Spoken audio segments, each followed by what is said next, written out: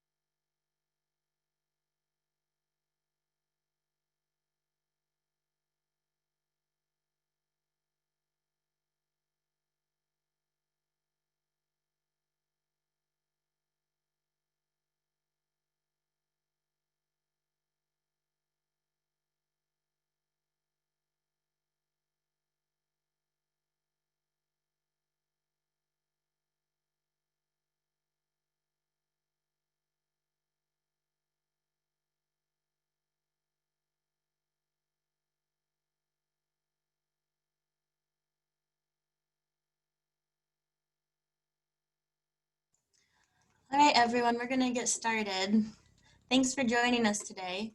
I just have a couple quick announcements.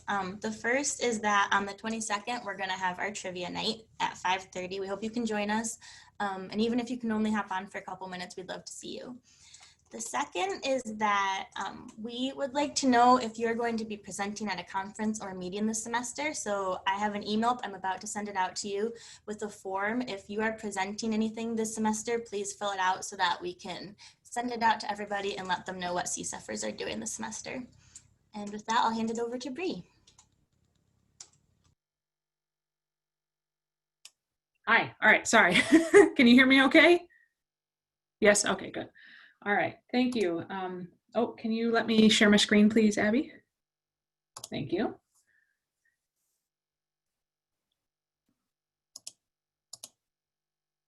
Oh, I'm excited to see some of our MIWI and Muckwar folks. Welcome, everybody. Welcome to CSEPH. All right, how do I, one participant? Yes, I would like that to be me. I would like to be the participant who is sharing. All right. Is this the correct view or is this the presenter view? I think this is right. Okay. Okay, perfect. Oh, all right. So no, BB, not, so of course the dog now sees somebody. No. Okay. So today I wanted to talk to you about grant writing, which if someone had told me before I became a professor how important this was going to be to my ability to continue to being a professor, I would have had a, you know, I would have paid more attention, maybe in writing. Is there? Okay, so, oh yes, welcome Casey, Erica, awesome. So here we go. So this will only be maybe 25 minutes and then we'll have lots of time for questions. Okay, here we go. So little caveat. My grant writing has been limited to kind of NIH and major foundations. So the things I'm going to tell you about will potentially vary depending on the funder. So I haven't written an NSF grant, for example. Maybe there are people on the call who have, and they can kind of reflect on and weigh in during our conversation about how that's different. I have reviewed grants for both international organizations and NIH study section. And so this helps kind of, I can talk to you about that process, and also just, I know many other people within CSEPH have also had that experience. And so it's, hopefully we can have a good conversation about how that influences the way you write grants. And then this presentation specifically draws heavily on my experience as a scholar with another R25 program that our MIWI scholars will be familiar with, because Marty Bruce, who's one of our mentors, runs this.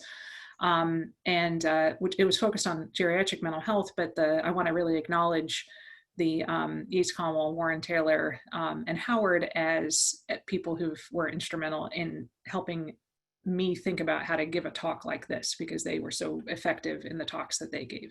So hopefully if I can be half as effective as them, I'll consider that a success. So, I'm going to assume that you have some understanding of the kind of nuts and bolts of a grant proposal. So I'm not going to start with that, but instead I'm going to give you some, I think, hopefully advice that you wouldn't be able to get from, reading what goes in a grant. But the most important thing in your grant is the specifics aims page. This is always just one page, at least for NIH grants, and it is you could think about it as determining the ceiling of your grant score, like how good your score could be.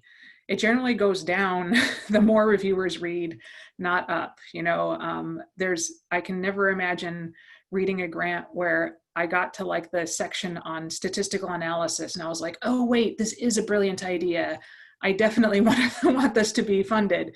You have to start high and know that the weaknesses of the project, which of course there are going to become apparent later on. But this first page needs to be the strongest it can be. In order to make it as strong as it can possibly be, you need to get this aims page, a draft of it, working as soon as possible, and then use it as like a prospectus to get feedback from colleagues. It's a very big ask to ask someone to read your entire NIH grant proposal, especially in draft form. That is a big ask. In fact, people get paid to do that. Like, in fact, if you wanted someone to read your whole NIH grant proposal, you might pay them a consulting fee. You might offer to do that. This is actually something that when I wrote my first grant, which was an F31 to fund some of my dissertation work, my advisor actually paid someone to read my grant. At that time, they were 25 pages long still. So it was a really big ask to read my grant before it went in. And this was a person who had been on the study section that I was going to be submitting to, and her feedback, which was very difficult to take because it was, of course I thought it was perfect and it was not, but it was instrumental. And that grant ended up getting the best score I've ever gotten on a grant. It was percentile at like 0.4 or something, like less than, it's just ridiculous. So, and that I'm certain that would not have happened had I not had that consultation. But anyway, point is that you must get feedback from people, but given that the specific aims page is the most important piece of it, try to get, oh yeah, thanks. Yeah, it's the best. You know what? It's funny. When I got it, I didn't know if that was good or bad because I didn't understand how the percentiles worked. And I sent it to Bill Eaton, who is my advisor. And he wrote back, the only time in my whole career, he wrote back in like colored type. Like he literally changed the color of the font in the email to say, is it good? Question, is it good? This is the best you'll ever do. It's all downhill from here. So he was right, but that's still, a grown man using pink, large font in an email was pretty exciting for me. Anyway, so you're going to get feedback from people, and then you must take that feedback. You must iterate, and really spend the most of your time on this first page. It will help you clarify your thinking. It will help you understand if your ideas are being conveyed right? If people are confused by your aims page, you need to take that to you need to take that to heart, you know, and really just kind of work on it.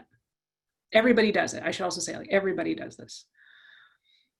So what is your aim supposed to do? So NIH, if you go to the 500 page or so instructions for writing an NIH grant, it will say that this specific aims is one page that states concisely the goals of the proposed research and summarizes the expected outcomes, including the impact of the result that the results will exert on the field. So that's what you need to do in one page. This also, of course, involves the listing of specific objectives, which might be, you know, to test a specific hypothesis, to create a novel design, correct or address a critical barrier to progress in the field. And that's all NIH speak. Like, that's what they say on their piece. So what does this actually look like? Or so that's what they say in the instructions. What does this actually look like in an example of a grant? So this is an example of a specific aims page that I wrote for a, this was an R21 that was funded by NIMH to do work on late life suicide. So what I've called out here is, so I've shown you a screenshot of what the actual specific aims page looked like, and then I'm called out, and the call outs are the actual text that is trying to respond to each of these ideas. So the very first sentence of my specific aims page is, the goal of this proposed research is to investigate the relationship between long-term care and suicide risk among older adults using a large prospective population-based registry of suicide deaths. And that took me, you know, weeks to get right. Like that was going to be the first sentence. But that is, that you lead with that. This doesn't read like a mystery. They shouldn't find out at the end what you're trying to do. You start with what you're trying to do.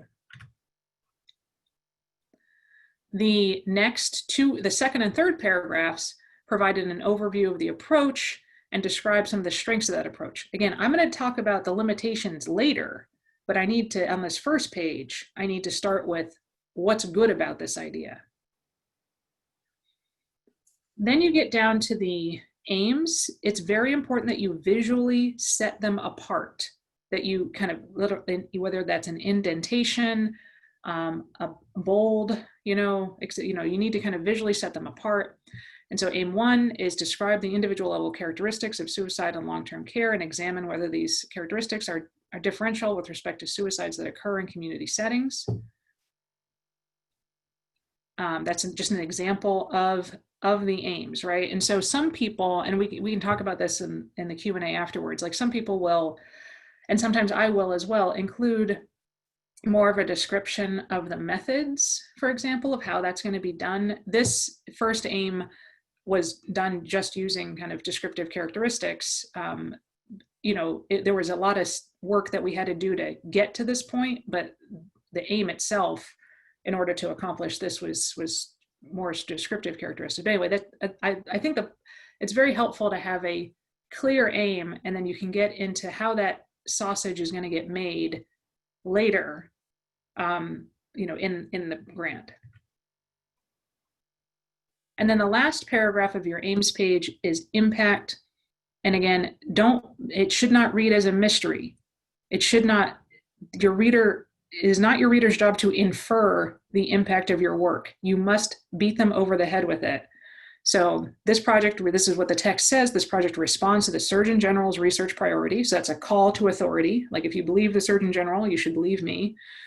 To build a more comprehensive research base on suicide risk in healthcare settings. This approach will explore novel research questions regarding the relationship between long-term care and suicide, and the results will inform the development of innovative hypotheses about the ways in which housing, quality of life, and functional impairment intersect with suicide risk in later life. So this is an R21, which the point of that mechanism is a high risk, high reward, is the way that it's viewed.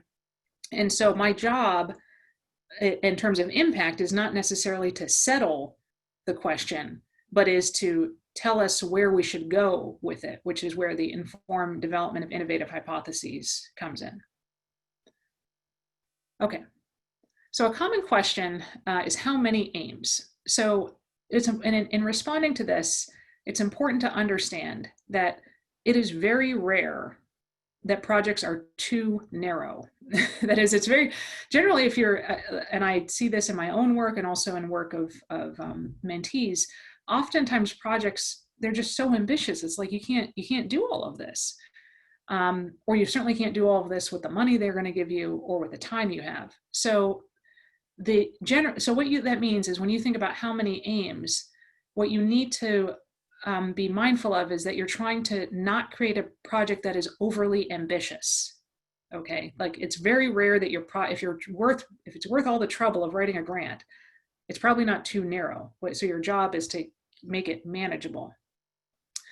So generally it needs to be 2 to 4 aims. More than 4 aims is really hard to support within the page limits that you have. So R21s are 1 page of specific aims plus 6 pages of text, so a total of 7 pages.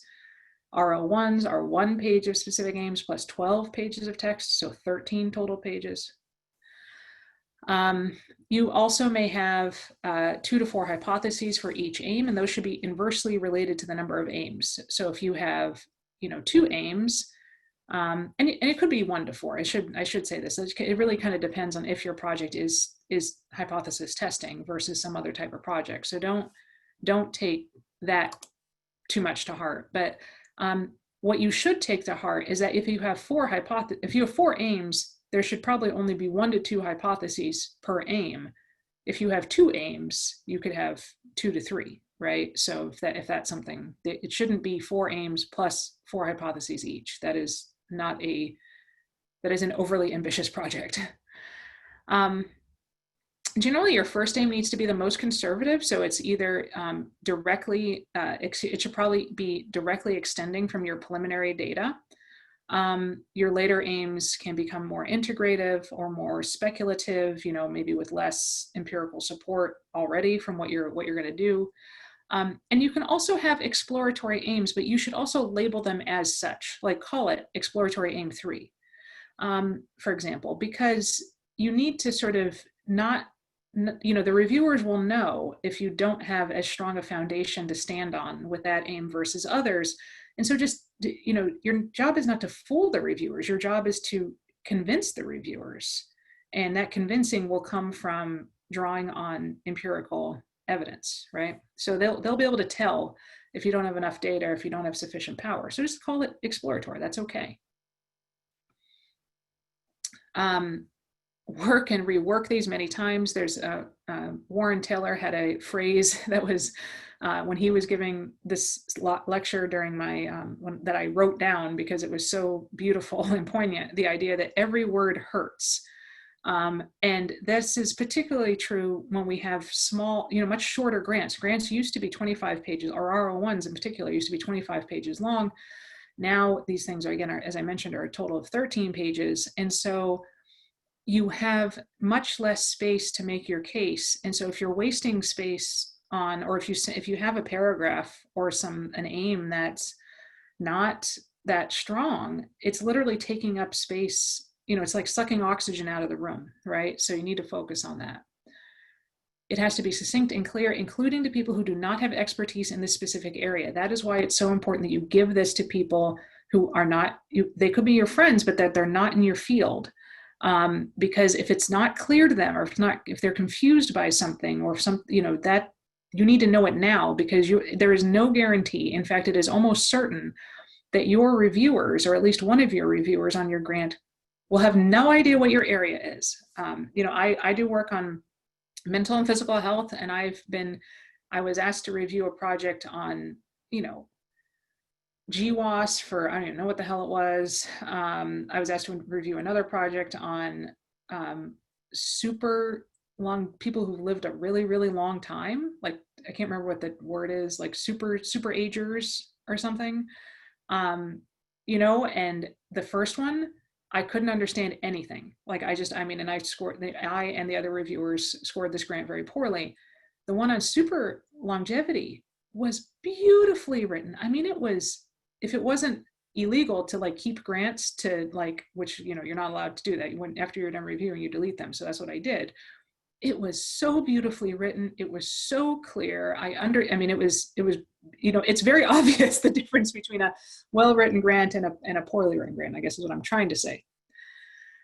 Another thing to think about, and this goes back to my earlier comment, that sometimes you want to be explicit about the analysis, but sometimes you don't need to be. But the reviewer should at least be able to anticipate what you're probably going to do based on the aims, right? So, if you were doing like a matched case control study, you would say that in your aim, and of course the reviewer then is going to be expecting, a conditional logistic regression or some other sort of matched analysis.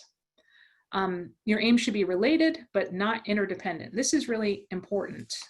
So if aim 1 fails, there are aims 2 and through 4, for example, still reasonable.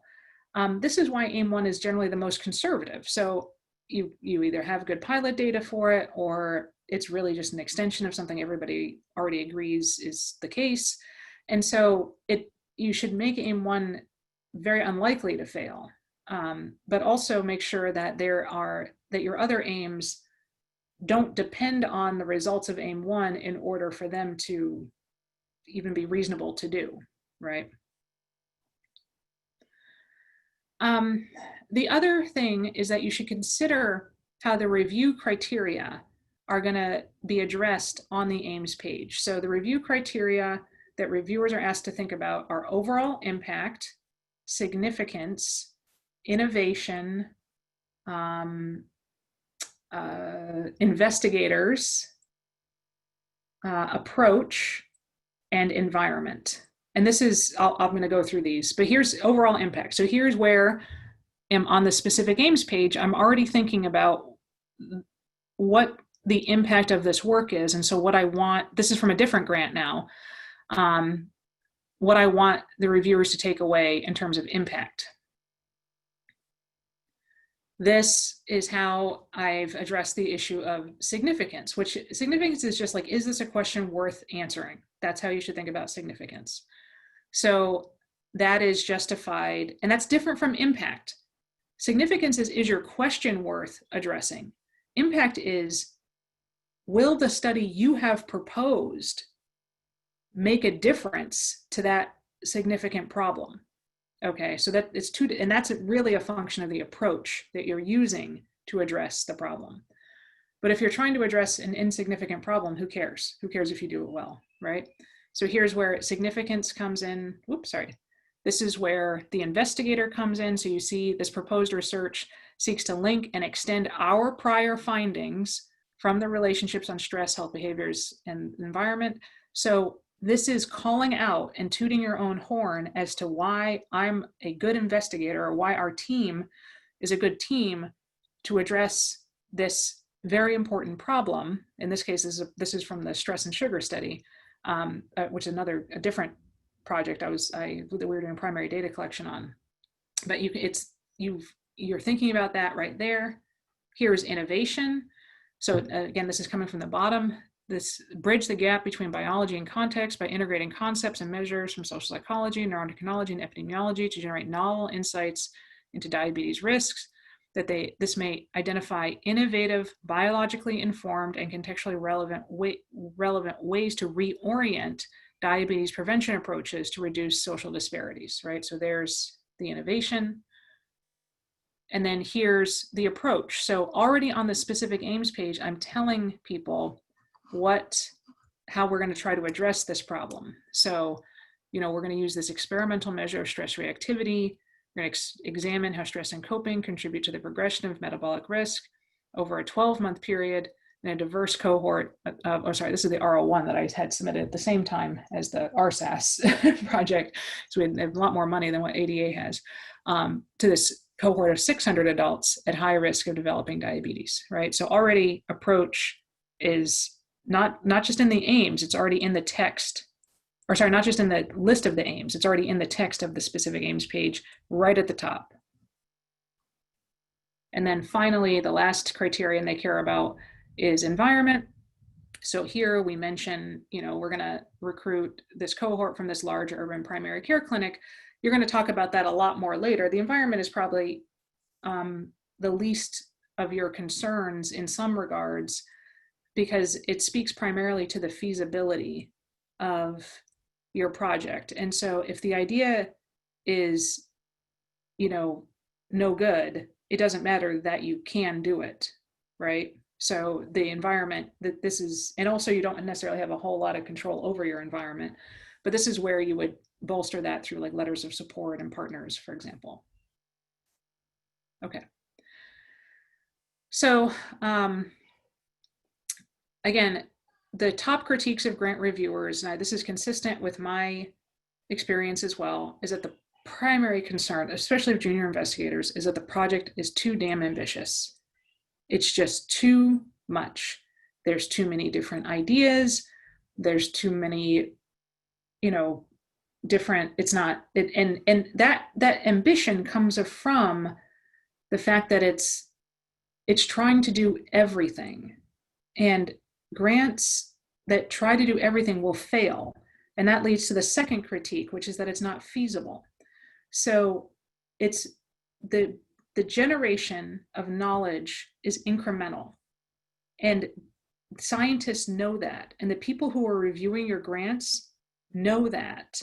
They knew because they do research too. In fact, that's how you get on a grant review, is that you have been successful in doing research. And so you can't tell them that somehow you're going to land on the moon when they know that's, or go to Mars or whatever, right? And like, because we did land on the moon, right? But like, you can't tell them you're going to Mars when they're like, nobody's gone to Mars. What are you talking about, right? That's how the reaction they're going to have. All right, so how to convey impact. This is an equation that Warren came up with, Warren Taylor, where he says significance times innovation equals impact. So, the kind of language that you would use to describe impact, or to describe, back up. So conditional on a solid approach, that is, your study design makes sense. The impact of your work is a function of the significance of your problem and the novelty of your approach to solving that problem. Okay, so that's what that first bullet point refers to. And in order to increase the significance, right, part of that function, you need to illustrate how your findings, that is what you will learn after you are done, will improve public health, clinical care, service delivery, technology creation, technology, create some new knowledge. Specifically, especially if you're applying for an RFA, that is a request for applications, which is under a very specific area. You should explain exactly how this responds to that RFA or to the funder's strategic plan or priorities. But in general, and I know that we all like using this phrase, but I would strongly discourage you from doing so. Do not call something a public health crisis. Everything is a crisis. I mean, we've got and that's not how you're going to convince your reviewer who doesn't know anything about your topic that this is worth studying. The way you're going to convince them of that is by giving them hard numbers about the number of people affected, the expected, the impairment of this condition, the cost of this condition, right? That you need to use empirical evidence to illustrate that sentence without saying that sentence. Another thing, so that's sort of content. Now I want to talk about like logistics. How do you actually make it happen? Your reviewers are tired. Your reviewers are busy. Your reviewers may be reading your grant in an airport or while they're homeschooling children or whatever. You should not assume that your grant reviewer is unoccupied by other things when they sit down to read your grant. So what that means is that in your writing, each paragraph should have one and only one major point, and that point needs to be made in the first sentence of that paragraph. So it should not, in conclusion, the point of this paragraph is, no. Instead, flip that around. The point of this paragraph is da da da da, and then justification for that. One of the things that Marty Bruce told me, I've not been able to accomplish that, but a goal I always have when I write a grant is that someone could understand all of the important pieces of my grant only from reading, if all they read was the first sentence of every paragraph. That's how important that first sentence of each paragraph is. And that's also, as soon as you start spilling into another idea, you need to start a new paragraph, because the effectiveness of that first sentence at making the point is going to be inversely related to the number of points within the paragraph, right? So you need to make sure that as soon as you start going on to another idea, that's another paragraph. Also, white space is your friend. Pages should be easy to look at. Charts and diagrams and tables are good. So here's an example from the Stress and Sugar Study grant where I have a conceptual model. Most people, if not everybody now, only reads grants on computers. That means that you can use color. You should always print it out, and I always do. I print it out to see what it looks like if they did happen to print it. You may want to use like dashes or some other type of thing to kind of illustrate what's happening, just in case they print it and don't look at it on their screen.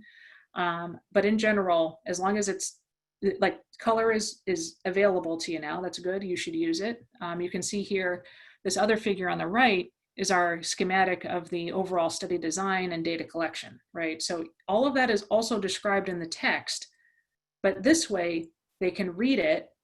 They can read the text and okay, maybe they got it, but then this is the main thing. And you spend a lot of time on these figures. This is another thing that I iterate, show somebody your figure, and can they understand what you're doing just from the figure? If the answer is no, rework that figure. And I rework figures all the time. That conceptual model, like one, it used to look like a series of concentric circles with 15 double-headed arrows. I mean, it was ridiculous. And I loved it. And I thought it was clear. And Marty Bruce was like, stop it. You have to stop it. Like she said, draw me a line. I'm like, I can't draw you a line. The world is too complex. And she's like, draw a line. So you can see, I drew multiple lines, but it's much simpler than what it used to be. Use headers. Oh my gosh, just like headers, I'm writing a supplement right now. I have B1, B2, B3, B4. Like I have like little sections of headers each. That also helps me stay honest about what goes in each section, right? So I don't move things around. I know I have all the pieces. You have to be consistent in your language, terms, and concepts. So if you name something once, call it that name forever. This is not creative writing. You should never be using your thesaurus when writing a grant. This is not about trying to find 15 different ways to say the same thing. You need to be figuring out how to say one thing clearly. Repetition is useful. It helps keep the reader oriented, and it can be useful to link the aims to methods. So I always repeat the specific aims again right before right before I describe the methods for addressing them later in the grant. So I don't have a cluster of the aims. That same text isn't there, but I'll have aim 1. Remember I told you about this? This is how I'm going to do it. Aim 2. Remember I told you about that? Here's how I'm going to do it. I literally repeat that text. So again, charts and diagrams and tables, these are very useful for conveying like a conceptual model, for your study design, your recruitment protocol. They're also a way to show preliminary data. They break up the text, they make it easier to read. The other thing is like it has to be really congruent with the text. So if you're not going to investigate a relationship in your study, it shouldn't be in your conceptual model, right? Like don't tell me about all the stuff you're not going to do. Just keep your model should just be, if you think about the world as this like super complex thing, you're zeroed in on this one little bit in your grant. That's the only little bit that should be in your conceptual model. You can talk about how it relates to the bigger picture in text, but the actual figure, it should just be what you're doing. because the point of the figure is to make it easier for the reviewer to understand what you're doing, not to tie it to the big picture. Here's an example from that same figure that where in this case, I've now tied it to each aim. So each path is representing an aim, right? So, and you can see also underneath it are the specific hypotheses that are tested underneath that. The other thing it's also helpful, and I think this helped free me some, but from having overly complex conceptual models, is the word heuristic. So I'll almost always include, like in the footnote of a table, say like, this is a heuristic, diagram illustrating the main or the major aims of the project and their associated hypotheses. We understand the world is more complex than represented here, right? And I literally, I do that as a like gift to myself, or to simplify a world that I know is more complex than it is, but I want the reader to know that I know that, right? But I need to convey it in a simple diagram. Here's an example, not from my own work, but from other work of a study design. So here you can see the text that describes this figure is, we will use a 4-site physician randomized design. So you can see across the top, there's got these 4 sites. Physicians are patients who's age 65 plus, who have a high depression score, that's the PHQ-9, and are not taking antidepressants, will be recruited and interviewed at baseline 3 weeks, 6 weeks, and 12 weeks. So you can, that's down here, you can see where that selection comes in. And then there's other text that's not listed that's not in the figure in terms of inclusion, other inclusion criteria, but those first 2 sentences are completely represented by this diagram, right? 4-site randomized design, patients age 65 plus, who screen positive, not taking antidepressants, how long are they interviewed, right? That's very clear here.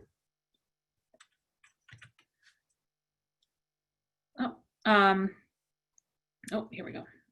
So another thing is that it is important to justify every key design element. So you should justify your inclusion exclusion criteria.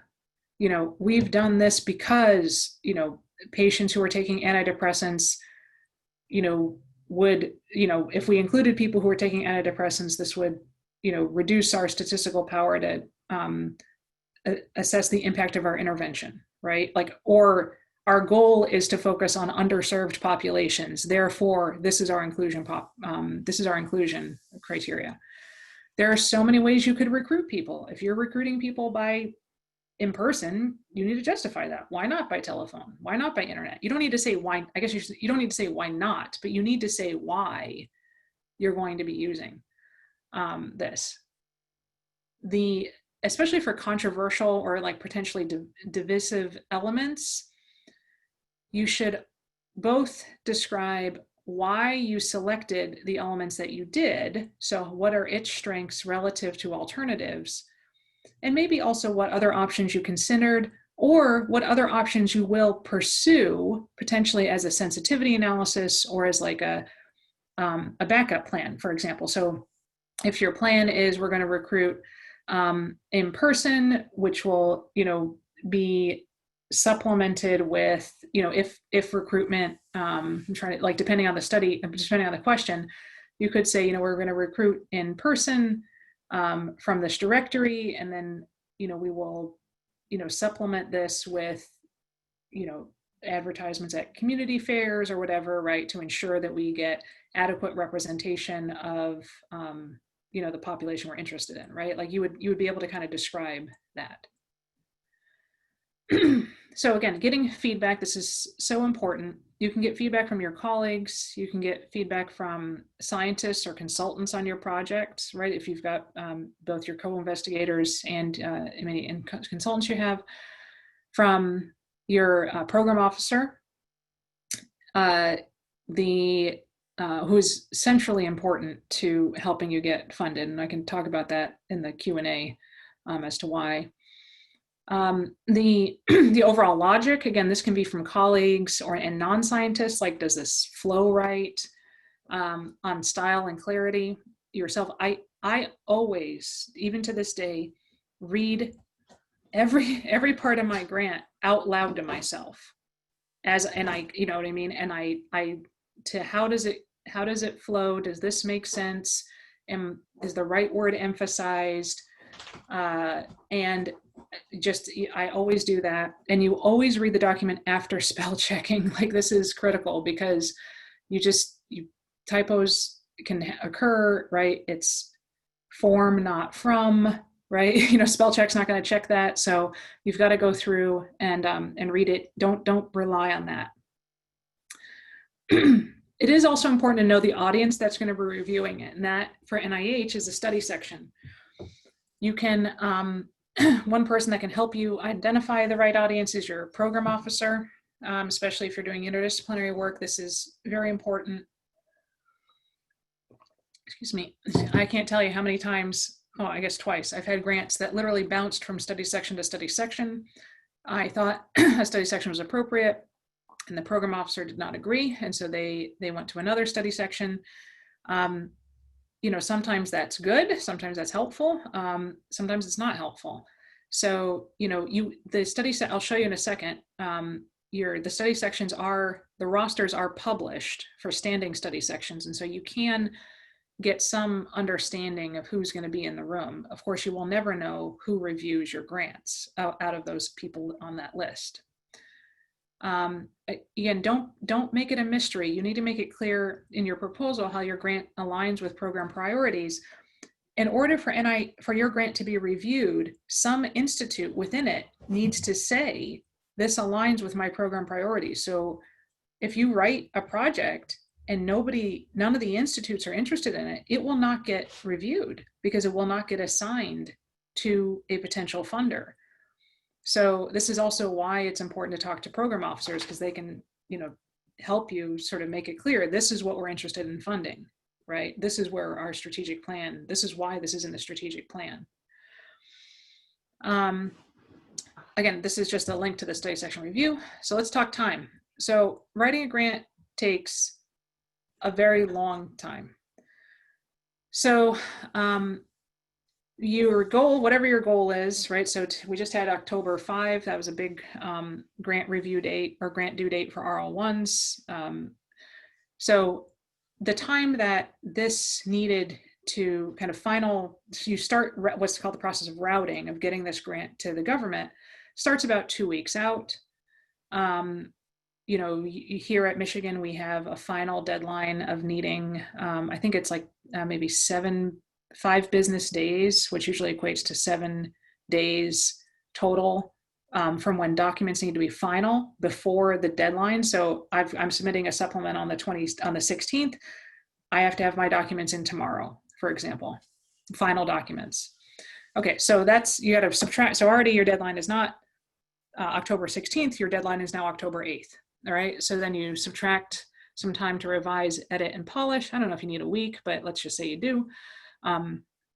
If you're going to send a draft to other people for external review, that is, if you're going to have a consultant read your grant or somebody like that, you might give them 3 to 4 weeks.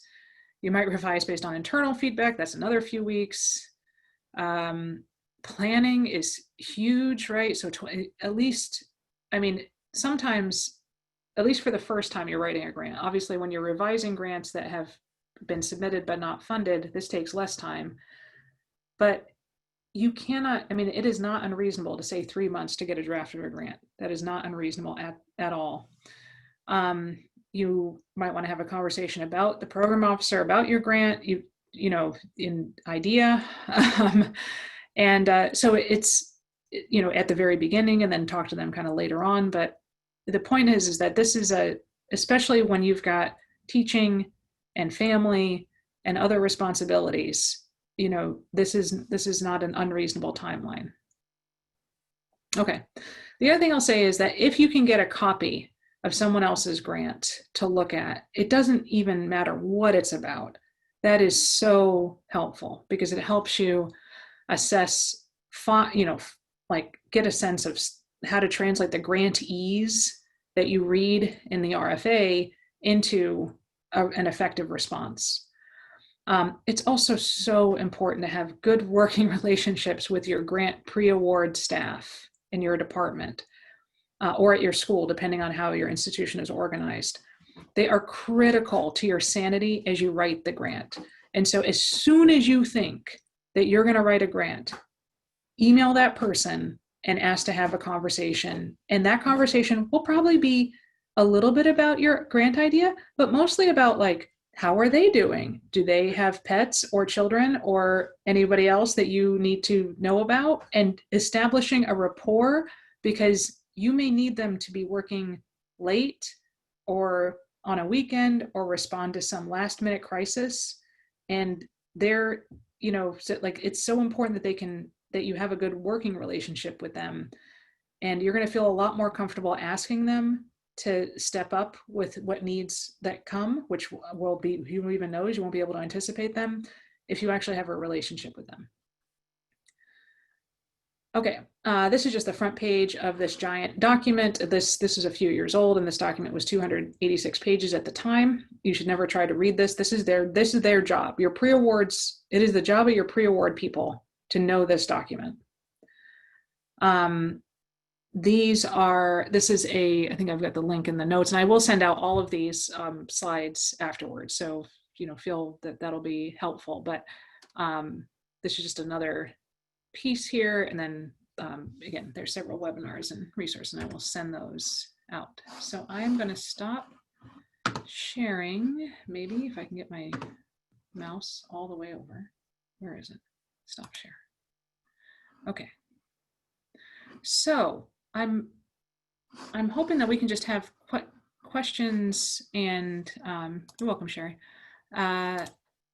Just to open it up. So Erica, I see your mics. Yeah, I just wanted to thank you so much for putting this together and for all of the amazing information that you shared with us. I wanted to also just add a comment that Michigan has a research development core through MISHAR that, like you had said, having external people review your grant beforehand is so important. So these are paid people at Michigan that they review your grant. That's 3 different faculty, and then you get feedback. And I found it extremely helpful when I was writing the F31. And I think that you can do it as a student, a postdoc, or faculty. So I just wanted to share that resource. And then I wanted to ask you about postdoc grant writing mechanisms. So as you transition from a PhD into a postdoc, can you start to think about grants that you would be applying for or interested in applying for prior to settling into your postdoc? Or is that something that you have to develop with, your mentorship team once you get at a different institution? That's a great question. So there are some grants that, and thank you for the MISHAR resource. I think that's absolutely, that's that works. That's why.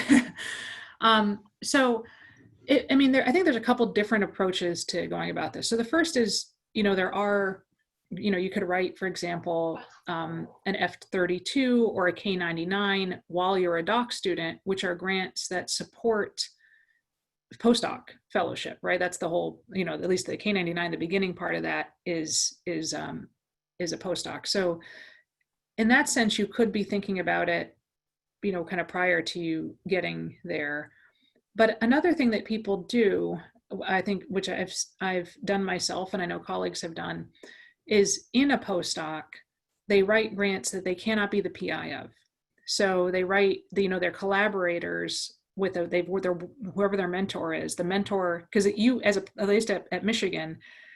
Oh, thank you, Emily. Yeah, good. So yeah, Emily's point is that you can't write the K99 until you've got the PhD. So thank you for that. That's helpful. But it's I see things where people will write grants where they, like an R03 or an R21, that they, even as a postdoc, where they could not be the PI, at least at Michigan, of an R01 or of an R21 if you're a postdoc. That's not allowed. But you write it and you're going to do the work, but your mentor is going to be the one that grant comes in through.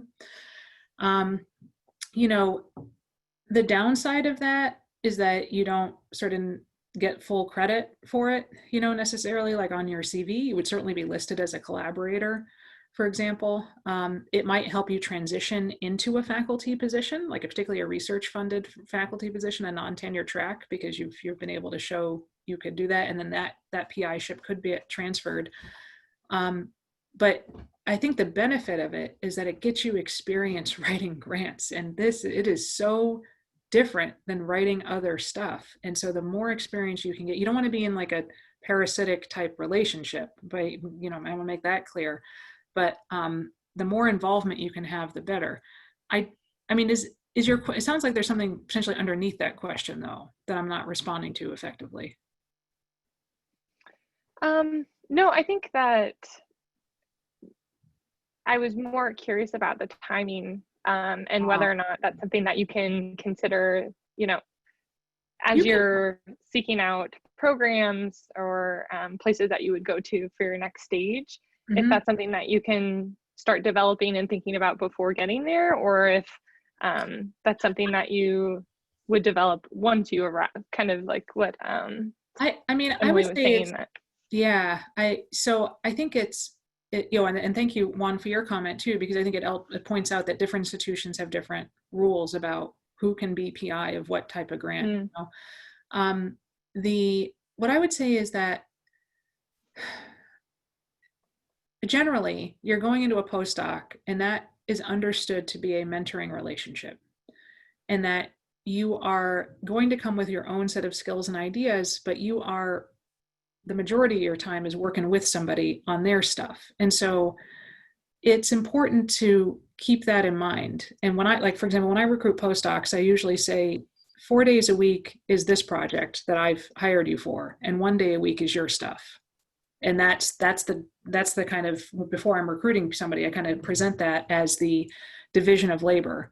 And so if somebody came to me and said, oh, I want to work on my own stuff, I don't want to work on your stuff, after, I would not be, that wouldn't be fair, right, to me in terms of funding the postdoc. But I do think that it's also something that's hard to anticipate until you get there, what's available, right? There's also a lot of internal money that you probably can't see, especially at a place like Michigan. We have tons of internal pilot grants that you wouldn't even know about until you actually got here and be like, oh, now I can do, I just need $20,000 to do XYZ. Let me go grab that money. And so, I'm always very strongly supportive of postdocs applying for internal stuff, because it really is just about getting that experience.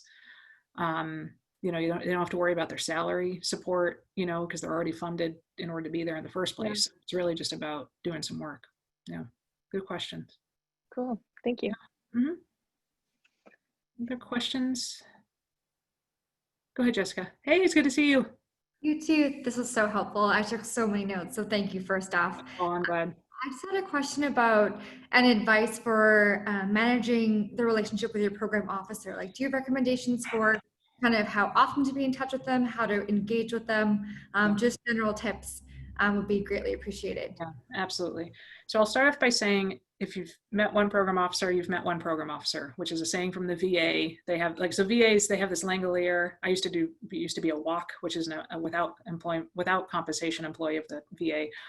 And it says one VA. And the joke was, if you've seen one VA, you've seen one VA, because they're all different. Anyway, point is that applies here too.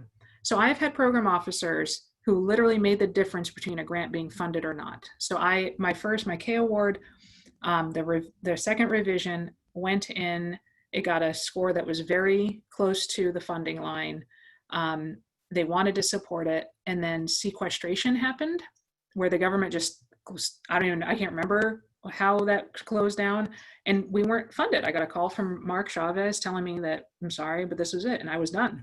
I was running out of time to even get my K in, because I was too many years out. And then 4 months later, he gave me a call, and he said, could you still do the project, but with only 4 years? Could you send me a reduced scope of work? And I'm like, yes, of course I could. And it was entirely him that he put it back in, because they have the ability to kind of, and I worked with Mark on he just happened to be the same program officer that I'd worked with on my F-31. He's incredible. I also have, short answer. How often? As often as you can be. I try to meet with them at conferences. Obviously, this is a weird time. There are program officers who are not helpful, though. And I don't mean that they're not, I don't mean they're intentionally not helpful. I mean, they're just sort of, that how much support is not clearly defined, and there is variation in that. I generally, if you've got like I always send an email of a description of what I'm thinking about when I send that note, to say, you know, hey, can we get a conversation? I try to do it by phone call to form a little bit of that rapport. You can also just get a hell of a lot more done on the phone than you can by email. I think the other thing is, and this is very tricky with interdisciplinary work. So, I mean, I've had projects funded by NIMH, NIA, NIDDK, and now I'm funded by the complementary medicine people. So I don't have one program officer. I have lots of different program officers, and that's a challenge. But I think that it's just something you got to kind of bake into the management of it. I would also say that if your program officer is not the response, if you're applying for an RFA and that program officer is not very responsive, whoever you do know that is responsive, talk to that person. So, you know, you can kind of say like, hey, I've reached out to so-and-so, because they probably, you know, but I'd also like to get your feedback on, I'm waiting to hear from so-and-so. So you don't like, you know, call them out per se. I mean, you call them out a little bit. I'm waiting to hear from so-and-so, would love to get your feedback on it. And hopefully they will either ping the first person or they can give you a little bit of feedback on that. Yeah, that's a great question though. Yeah. Any other last minute questions? And thank you so much for all the information on the, yes, Margaret, yeah, thank you. Yeah, so that's the other thing. Margaret's comment is about the program officers. Sometimes program officers actually attend study section. Okay, they don't always, but they can. And from that, they can help you you know, because you got to remember, the program officer has a very different relationship to you than the rest of the government does. The program officer's job is to find the best science to fund. That's their job. You know, they don't write the check, they don't review the grant. Their job is to figure out who's doing the work that needs to get done, right? And so they have a vested interest in helping you produce the best quality science possible. They have the, and no one else does in the government per se. I mean, obviously they want to fund the best work, but they can really help you. You know, I've had program officers suggest consultations, like, oh, you should talk to so-and-so at intramural. They're doing that work. Or you should, you know, I'm sure you know this work, you know, or, you know, this person's, you know, I know you've got this person as a consultant, but nobody's going to believe them because they're, you know, they're too busy or whatever. You know what I mean? Like people, you know, it's like people know different things are going on. So yeah, it's very helpful. All right, so we are at 1 o'clock. You should always, I'm so happy to see so many faces here. And again, I will send out, and I have Abby and Monica send out the slides from this. And this is also being recorded. And so it will also be available on our CSEPH Canvas site, which I will also get linked over to our MeWe Canvas site, and to Muckwar and to McFad and all the other folks that were invited here today. So thank you so much for being here, and I wish you well the rest of your week. All right, bye.